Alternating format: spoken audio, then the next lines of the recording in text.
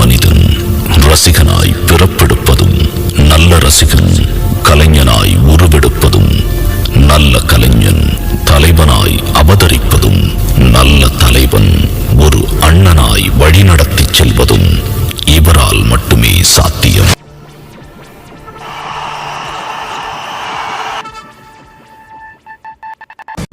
என் நெஞ்சில் குடியிருக்கும் தோழர்களே, நம்ம தமிழக வெற்றி கழகத்தின் வழியா உங்களுக்காக உழைக்கணும்னு நான் வரேன். தலைவனே